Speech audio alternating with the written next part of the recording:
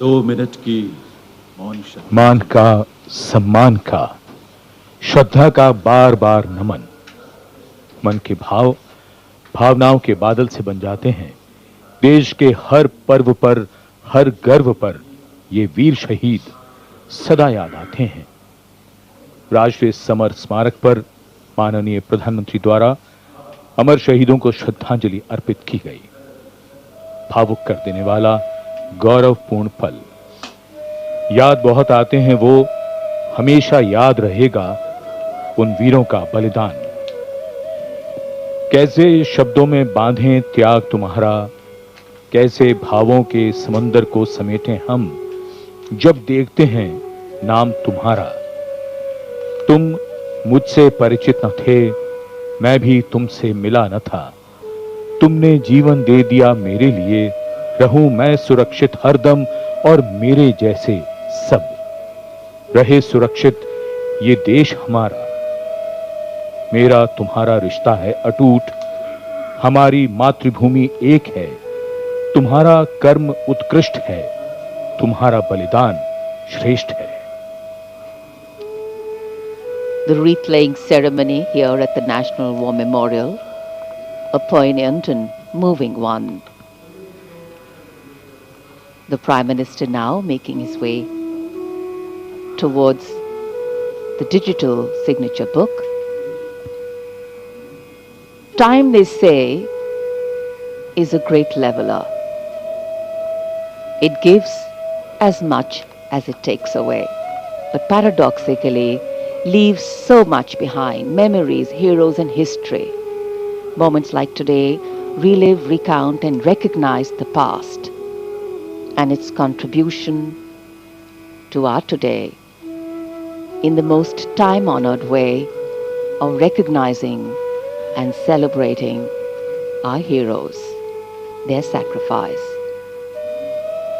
Words of reverence, words of gratitude, powerful feelings that can fill our hearts with something that is far bigger than us. And today we bow our heads in respect but stand tall with pride, knowing that we belong to a country where throughout history brave men and women have always answered the call to fight for freedom. Digital पुस्तिका में विचार दर्ज हो गए हैं, परंतु हृदय के हर भाव को शब्दों में कैसे पिरोया जाए।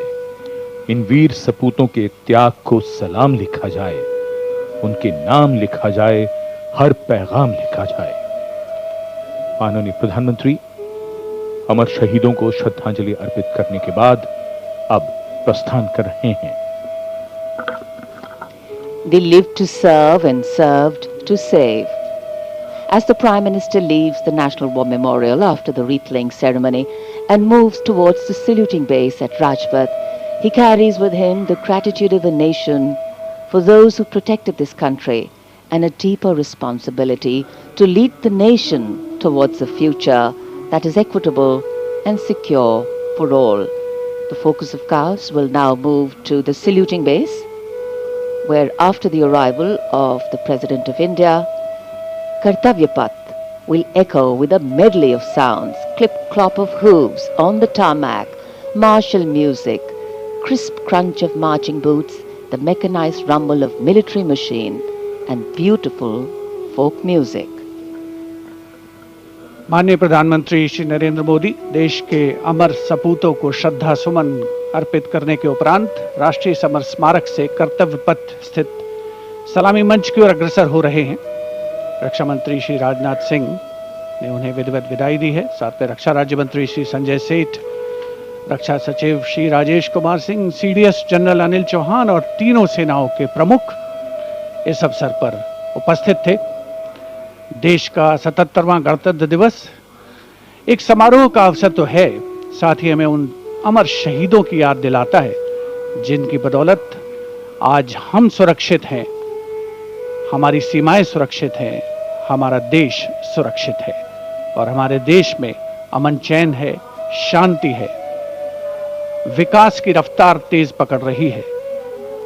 ऐतिहासिक अवसर कर्तव्य पथ, जहां पर कर्तव्य पथ के दोनों ओर बड़ी संख्या में आम और खास इस राष्ट्रीय समारोह का हिस्सा बनने के लिए मौजूद हैं और उधर राष्ट्रपति भवन से देश की सशस्त्र सेनाओं की सर्वोच्च कमांडर भारत की राष्ट्रपति श्रीमती द्रौपदी मुर्मू गणतंत्र मंडप से होते हुए राष्ट्रपति भवन के भव्य प्रांगण की ओर प्रस्थान कर रही हैं। राष्ट्रपति महोदया के साथ हैं इस साल के गणतंत्र दिवस समारोह के हमारे खास मेहमान, हमारे विशिष्ट अतिथि, यूरोपीय परिषद के अध्यक्ष श्री एंटोनियो कोस्टा और यूरोपीय आयोग की अध्यक्ष उर्जुला फॉन डेन लॉयन। राष्ट्रपति महोदया के सेरेमोनियल प्रोसेशन में उनके दाहिनी ओर हमारे विशिष्ट अतिथि के ठीक पीछे सधे कदमों से आगे बढ़ रहे हैं राष्ट्रपति के सैन्य सचिव मेजर जनरल वुडे परीदा और उनके बाईं ओर हैं राष्ट्रपति के उप सैन्य सचिव ग्रुप कैप्टन अर्पित काला। इस सेरेमोनियल प्रोसेशन को एस्कॉर्ट कर रहे हैं राष्ट्रपति महोदया के एडीसी मेजर ऋषभ सिंह सांब्याल और उनके बाईं ओर हैं एडीसी मेजर सिद्धार्थ शर्मा। सलामी मंच पर पहुंचने पर प्रेसिडेंट बॉडीगार्ड द्वारा नेशनल सैल्यूट माननीय राष्ट्रपति महोदया को प्रदान किया जाएगा।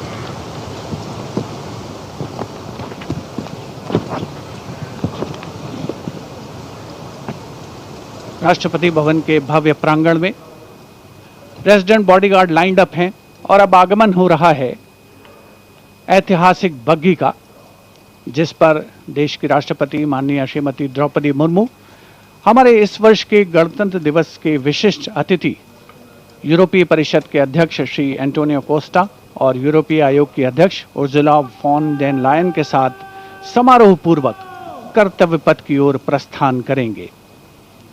राष्ट्रपति के अंगरक्षक दुनिया की सबसे पुरानी रेजिमेंट्स में शामिल। इस रेजिमेंट के लिए गणतंत्र दिवस 2023 बहुत खास था क्योंकि राष्ट्रपति के अंगरक्षकों ने वाराणसी में 1773 में अपनी स्थापना के 250 साल पूरे होने का जश्न मनाया था।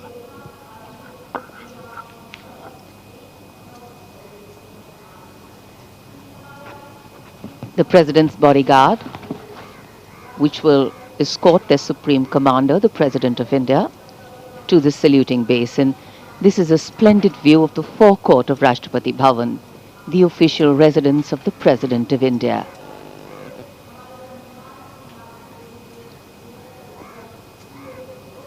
The President's bodyguard getting ready to take their positions. And just to give you a context of the placement, riding to the right of the President's buggy is the Commandant of the President's bodyguard, Colonel Amit Perwal, VSM, and he's leading this elite body of mounted warriors astride his charger, Meghdut.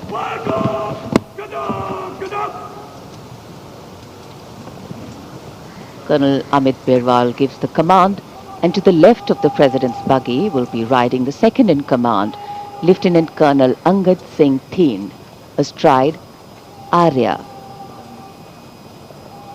The presidential buggy, a symbol of India's rich history, traditions and culture, is being led by Naib Risaldar Jitendra, mounted on Longstride. For the officers and men of the President's bodyguard, their horses are a very important part of their lives.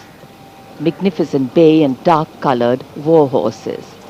And this is the senior-most regiment of the Indian Army.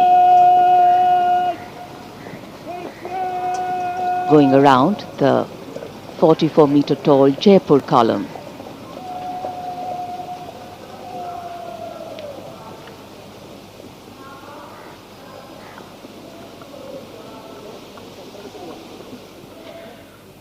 माननीय राष्ट्रपति जी का काफिला सलामी मंच की ओर और यहाँ सलामी मंच कर्तव्य पथ पर आगमन दुनिया के सबसे बड़े लोकतंत्र के प्रधानमंत्री श्री नरेंद्र मोदी का,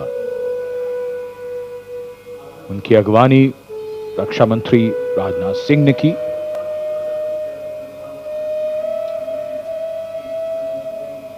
सबका अभिवादन स्वीकार करते हुए माननीय प्रधानमंत्री, आज के समारोह के लिए मौसम बेहद शानदार,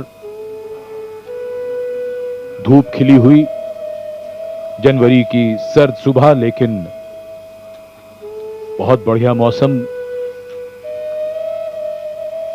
और माननीय प्रधानमंत्री को देखकर यहां जन समूह में उत्साह और जोश।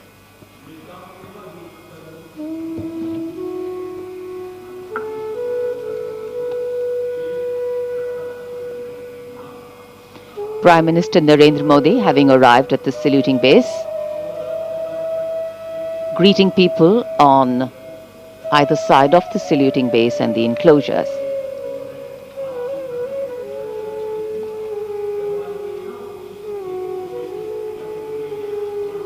So the time for the parade to begin is coming closer. We now await the arrival of the Vice President of India, and then, of course, the President of India along with our chief guests.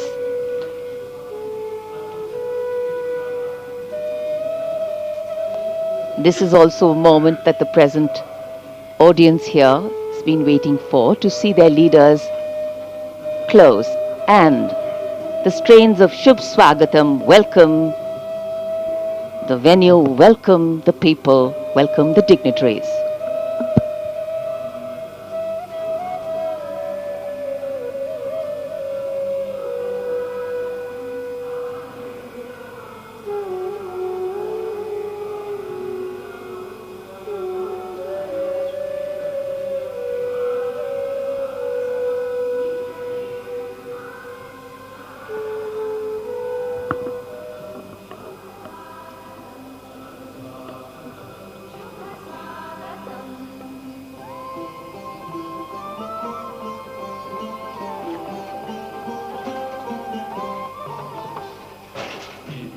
कर्तव्य पथ पर आगमन देश के माननीय उपराष्ट्रपति जी Shri CP Radhakrishnan का।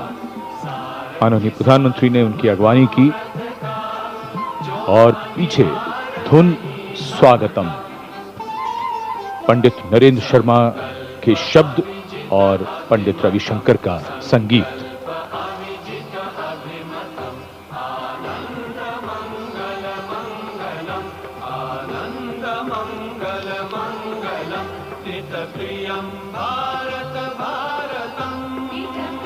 Warm handshakes, warm greetings, deep respect, protocol, privilege, all on display here.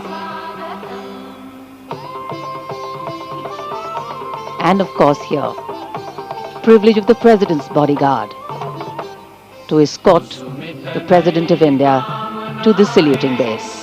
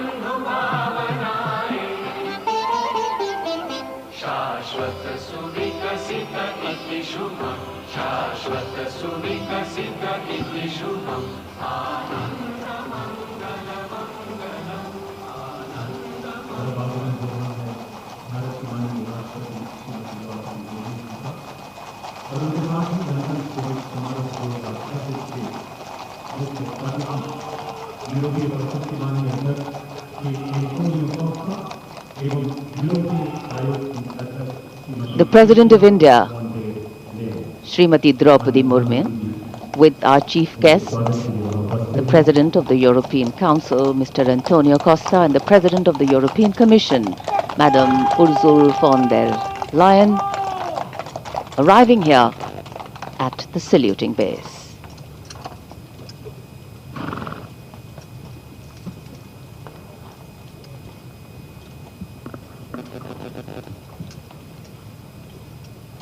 We extend a very warm welcome to President, European Council, His Excellency, Mr. Antonio Luis Santos Costa, a leading political figure recognized for... It's always a proud moment for each and every one of us when we welcome our foreign friends, our foreign dignitaries and special invitees here to celebrate along with us.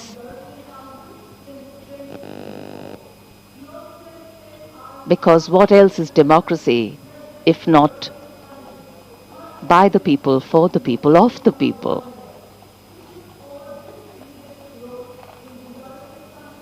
President Murmu, India's constitutional head, being welcomed here at the saluting base.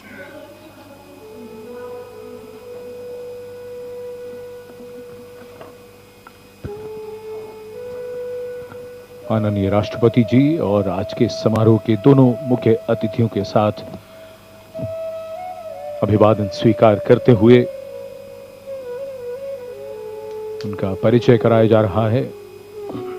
वरिष्ठ अधिकारियों और गण्यमान्य व्यक्तियों से Europe और भारत के संबंधों में एक महत्वपूर्ण अवसर, बदलते परिवेश में भविष्य की ओर एक सार्थक पहल।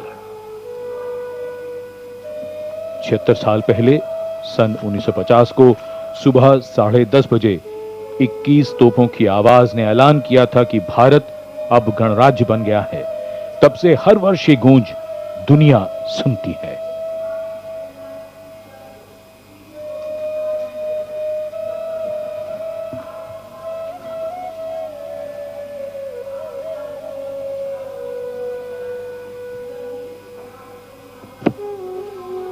In fact, the India-EU relations have entered a phase of renewed strategic momentum, with both sides intensifying engagement,